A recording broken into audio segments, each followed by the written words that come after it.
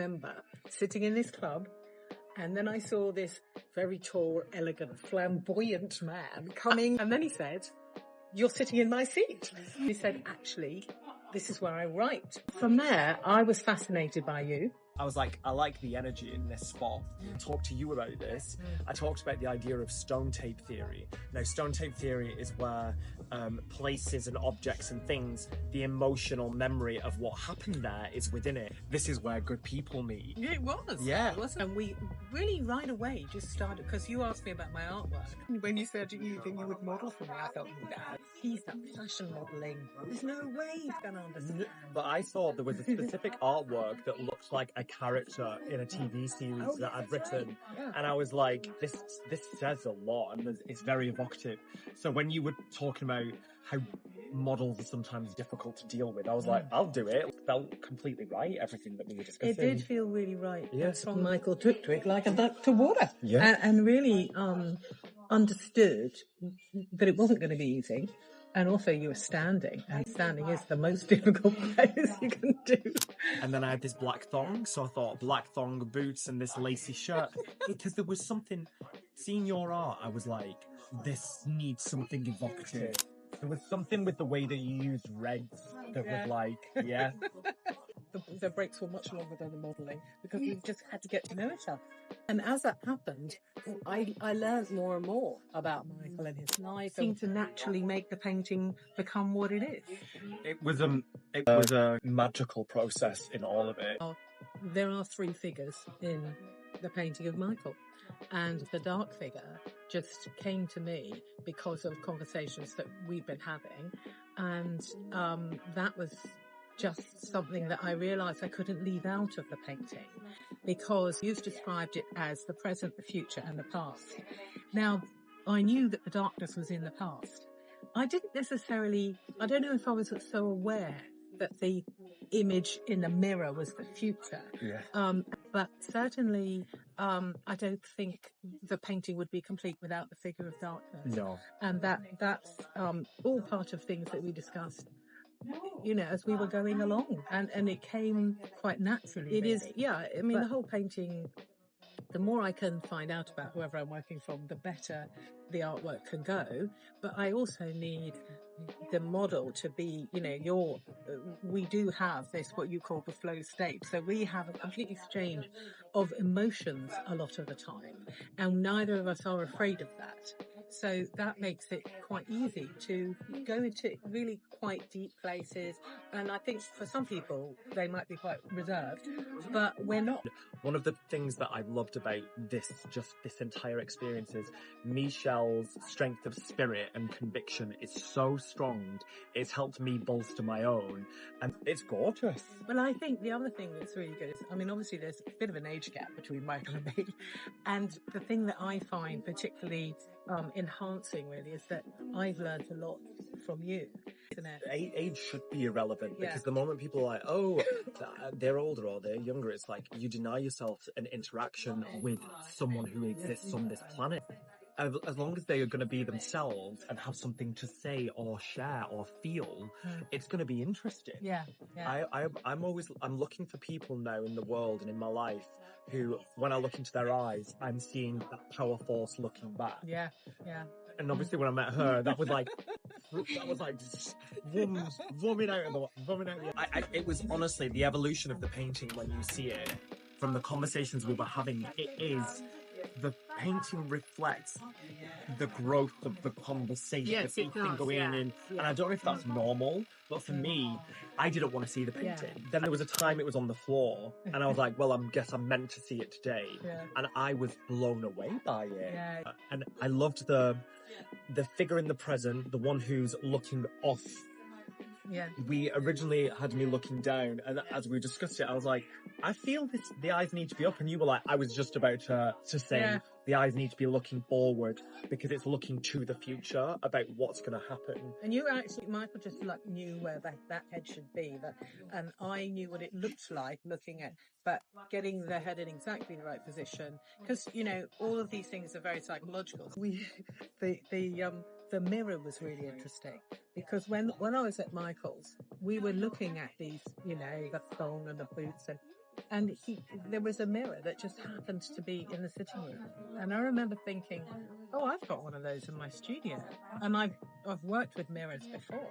And this was just meant to be. I instantly said, right, we're having the mirror and it's got to be like this. And, started taking some shots of Michael so I could start to compose. It happened quick though. The Very moment quickly, I stood in front of, moved the mirror and stood in front of it and pulled a pose, you went, that. Yeah. You just knew. Yeah. But you always know. She always knows. She always just knows. Yeah, it just felt right. A lot of models, it's non-verbal, but because obviously we're very visual, so I can see what's happening and I can feel what's happening. And some of that is what you're painting. You're not just, it takes a while, all the technical problems that you have, but really you're painting what you feel and you're trying to find a way of expressing that so that your viewer can feel what you feel. And it's very difficult, but that's really why I do it. The really beautiful experience of doing this with Michelle is that you get to have a unique experience within the space where she's painting, and people who want to be painted by her or have her paintings should know that they're not just getting a painting, they're buying or they're looking at, I would call it a spell. I would call it a spell. There is so much that goes into it. There is more than just paint and vision and art. There's an energy in it, and it's powerful. The thing I've learned from seeing myself in this is that it is true. Things are true that we know about ourselves. The good things that we wouldn't ever want to admit for fear of not having humility or for fear of, I don't know, just... People misjudge sometimes. Exactly. If you say something either very confident... That's what this painting represents. I think it's both of us saying, let's go for it. Yeah. Yeah. Yeah. There are ways that painting Michael could have gone wrong in that, you're a good-looking, sexy guy, Michael. Let's be honest. That's part of the persona that you put out. So it's very attractive, and on one level, you could paint that in a very superficial way. But I didn't sense superficiality. I didn't want to paint that side of Michael because that wouldn't have been true to him. I knew it was going to be sexy. That goes without saying. But and really, how you put yourself into the painting as an artist is a completely intuitive thing. It happens naturally for me. I never think about it.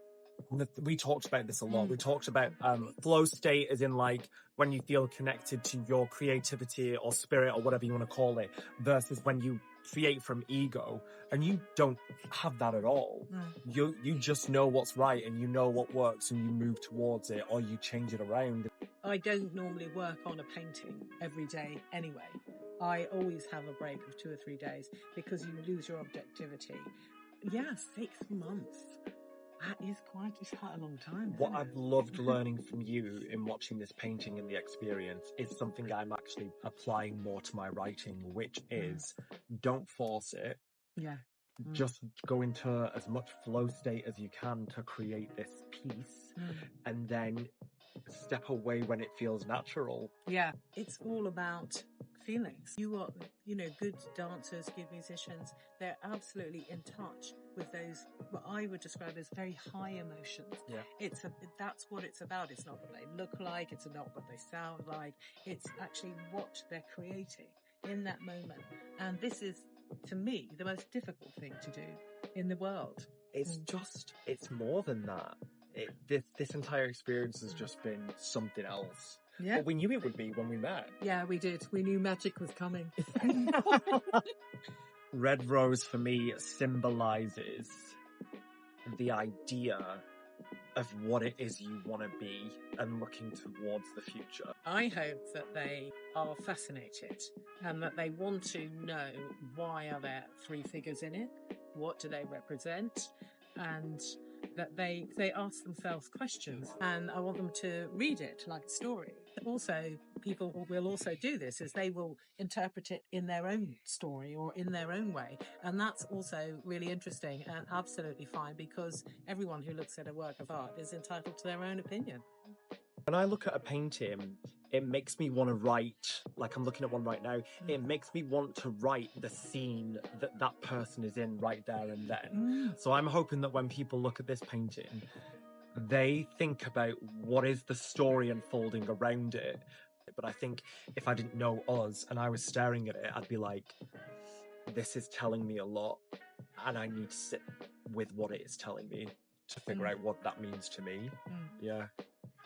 The way that I feel about the journey that we've taken together, I feel more like me than I have. And I feel empowered and emboldened and more relaxed about the things that I used to know about myself and others in the world. Michelle has shown me, and how we've played together with this has been like, this is true and it's real, and it's made me feel peaceful and excited and emboldened. Yeah, exhilarated and better informed as well. So educated in a way, and also positive about the future friendship. I would absolutely do it again. Definitely. Yeah, I would do it. I would love to do it. Like, okay, at some point, let's We might do have to it. do a sequel, you know. Yeah. Michael, 10 years on. Yeah, yeah. That's too long. 5 years. Not 5 years. Yeah, okay, let's do it. I think so. We'll just book it in. Anyway, with your diary, it will be fun. No, yeah. No, it will, like, word that will describe this whole experience. Fabulous. Fabulous. literally magical. Yeah. No. Enchanting. Enchanting. I'm competing with magic. Yeah. That has